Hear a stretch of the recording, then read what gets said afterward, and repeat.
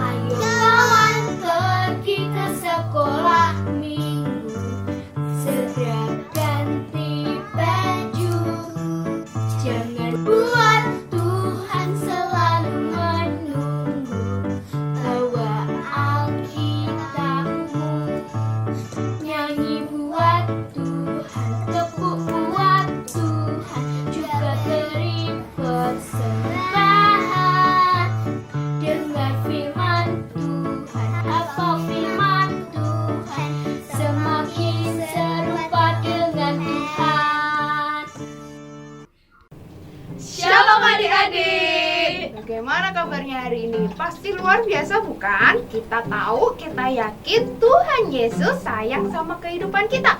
Meski kecil-kecil, meski masih imut-imut, tapi Tuhan masih mengasihi kita. Kita mau pujikan Yesus sayang padaku. Mari kita ikuti gerakan kakak-kakak ya.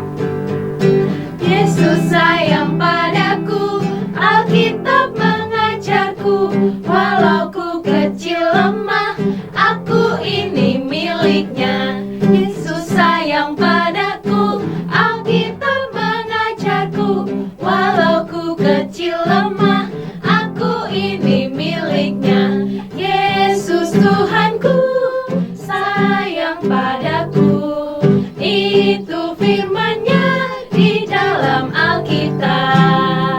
Kita mau pujikan sekali lagi, oke? Yesus sayang padaku, Alkitab mengajarku, walau ku kecil lemah, aku ini miliknya.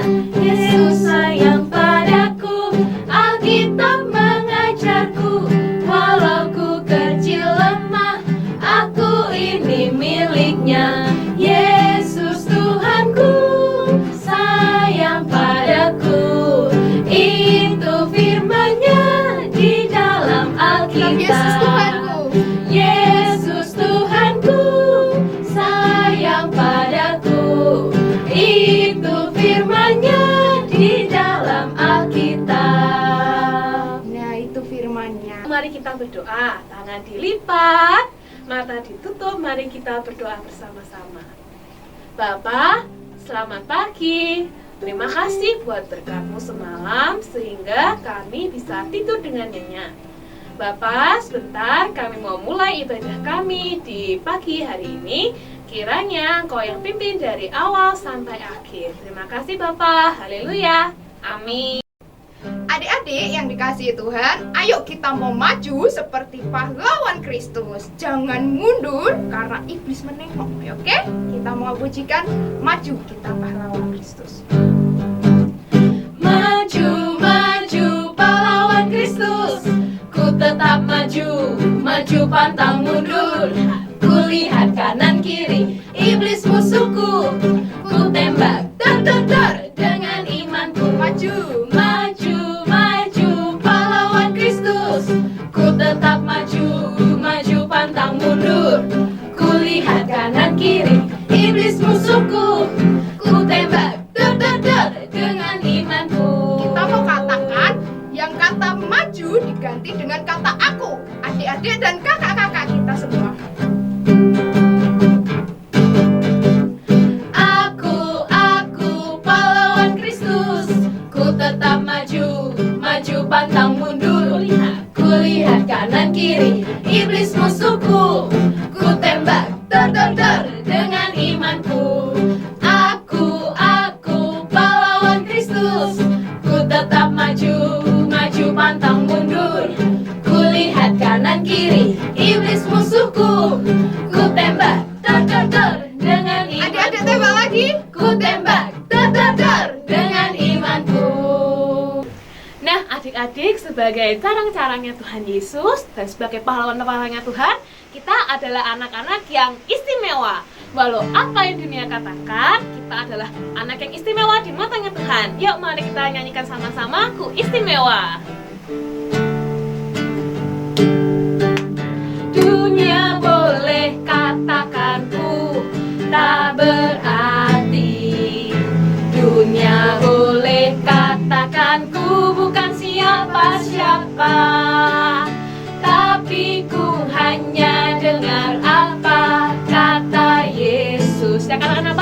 Dia katakan ku istimewa. Dunia boleh. Dunia boleh katakan ku tak berarti. Dunia boleh katakan ku bukan siapa-siapa. Tapi ku hanya dengar apa kata Yesus. Dia katakan apa? Dia katakan ku istimewa. Ku istimewa karena aku miliknya. Ku istimewa, berharga di matanya. Ku istimewa.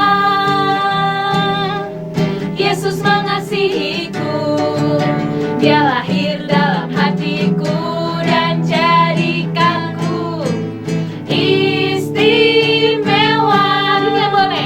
Dunia boleh katakan ku tak berarti.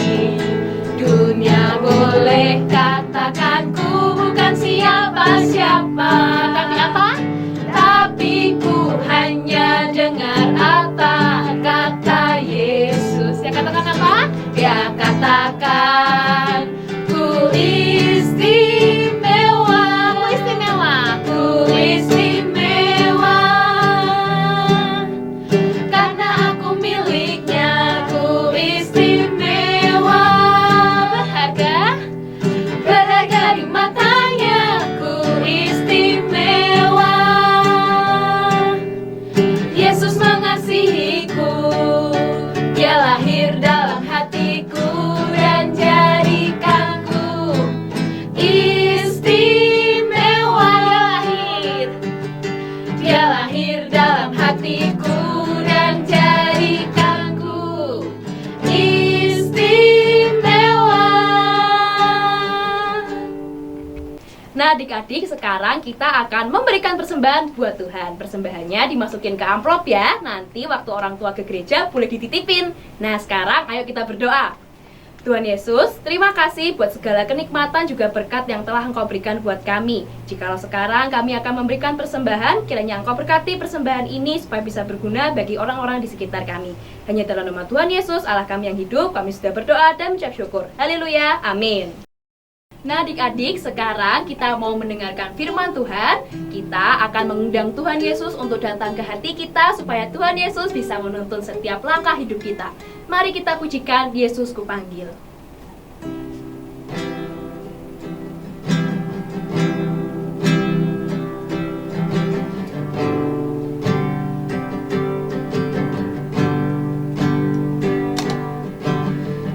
Yesus ku panggil, Yesus ku undang, masuk dalam hatiku. Yesus ku panggil. Yesus ku panggil, Yesus ku undang, masuk dalam hatiku. Memimpin, menuntun setiap langkah hidupku. Sucikan, kuduskan semua dosaku. Yesus ku panggil. Yesus ku panggil, Yesus ku undang, masuk dalam hatiku. Memimpin, menuntun setiap langkah hidupku. Sucikan, kuduskan semua dosaku. Memimpin, menuntun setiap langkah hidupku. Sucikan, kuduskan semua dosaku. Sucikan, kuduskan semua dosaku. Nah adik-adik, mari kita lipat tangan kita tutup mata, kita berdoa. Ya Bapa, kami sudah memuji Engkau dan juga memberikan persembahan. Sekarang waktunya kami untuk mendengarkan firman-Mu. Kiranya Engkau memberkati kami sehingga kami boleh mengerti apa yang Tuhan mau di dalam hidup setiap kami.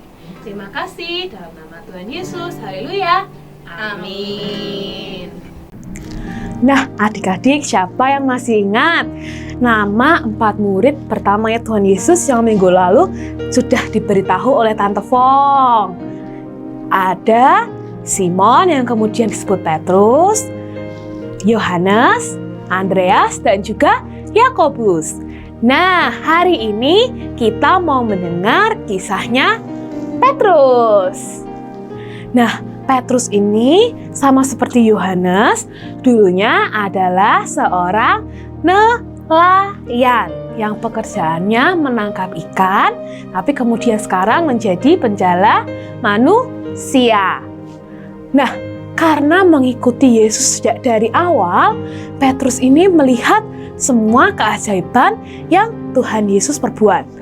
Bagaimana Tuhan Yesus menyembuhkan orang yang sakit, bagaimana Tuhan Yesus membuat orang yang buta menjadi bisa melihat kembali, orang yang tidak bisa berbicara atau bisu menjadi bisa berbicara, orang yang lumpuh bisa berjalan, bahkan orang yang sudah mati bisa dibangkitkan oleh Tuhan Yesus. Nah, pada suatu ketika tiba saatnya Tuhan Yesus untuk harus disalibkan. Nah, sebelum itu Tuhan Yesus makan malam bersama para muridnya. Nah, di situ para murid kemudian tiba-tiba menjadi sedih ketika Tuhan Yesus mengatakan bahwa ini adalah makan malam yang terakhir buat Tuhan Yesus bersama dengan para murid-muridnya. Nah, Tuhan Yesus mengatakan bahwa sekarang murid-murid tidak bisa lagi mengikuti Tuhan Yesus. Begitu juga dengan Petrus yang selama ini terus mengikuti Tuhan Yesus dengan setia. Nah, Tuhan Yesus mengatakan, Petrus, untuk sekarang kamu tidak lagi bisa mengikutiku, tapi nanti kemudian engkau akan mengikutiku. Nah, setelah Tuhan Yesus dan para muridnya selesai makan, mereka pergi ke Bukit Zaitun. Nah, Tuhan Yesus meminta beberapa muridnya untuk tinggal di situ dan beberapa ikut dengan Tuhan Yesus untuk berdoa di Taman Getsemani. Nah, tapi sebelum itu Tuhan Yesus bilang kepada para murid-muridnya bahwa pada hari itu para muridnya akan pergi meninggalkan dia. Tapi Petrus bingung, lah kok Tuhan Yesus bilang seperti itu? Tuhan Yesus mengatakan, kok semua orang bakal meninggalkan Tuhan Yesus? Petrus mengatakan pada Yesus, walaupun semuanya meninggalkan engkau, tetapi aku tidak akan meninggalkan engkau. Nah, tapi tahu nggak adik-adik apa katanya Tuhan Yesus? Tuhan Yesus bilang pada Petrus bahwa pada hari ini juga, pada malam ini juga, sebelum ayam berkokok, engkau akan menyangkal aku 3 kali, Petrus. Nah, mendengar itu hati Petrus sangat sedih. Apa benar Petrus akan benar-benar menyangkal Tuhan Yesus? Menyangkal itu berarti mengatakan hal yang tidak sebenarnya. Nah, lalu Pak Yesus dan juga para muridnya pun pergi berdoa. Nah, setelah itu malamnya Tuhan Yesus betulan ditangkap ternyata sama prajurit-prajurit. Petrus sangat marah. Kenapa Tuhan kok ditangkap? Petrus akhirnya menyerang salah satu prajurit yang menangkap Yesus itu. Tapi Yesus mengatakan bahwa tidak boleh seperti itu. Kita tidak boleh menggunakan kekerasan. Nah, setelah itu dengan tenang Yesus mengikuti para prajurit menuju rumah imam besar. Nah, ternyata Pak Petrus ini mengikuti dari belakang diam-diam bersama seorang pengikutnya Yesus. Tapi Petrus gak berani masuk ke dalam karena takut kalau Petrus juga akan ditangkap. Nah, pengikutnya Yesus yang lain tadi sudah masuk, tapi lihat, loh, kok Petrus di luar? Akhirnya Petrus diajak masuk untuk ke dalam halaman rumahnya. Nah, karena malam itu sangat dingin, orang-orang menyalakan api unggun dan juga menghangatkan diri di sekelilingnya. Nah, di situ Petrus ikut menghangatkan diri bersama para pelayan-pelayan di rumah imam besar. Nah, ketika itu ada salah satu pelayan wanita yang melihat Petrus dan mengatakan, Sepertinya kamu adalah murid Yesus ya? Bukan, aku tidak kenal dia.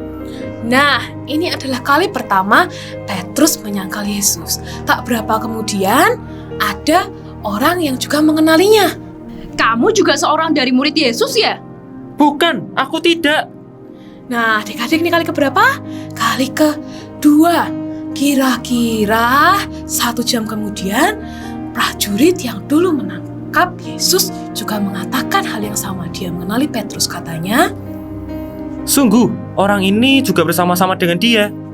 Bukan, aku tidak tahu apa yang kau katakan. nah, ini adalah kali ketiga Petrus menyangkal Yesus. Lalu tiba-tiba terdengar suara.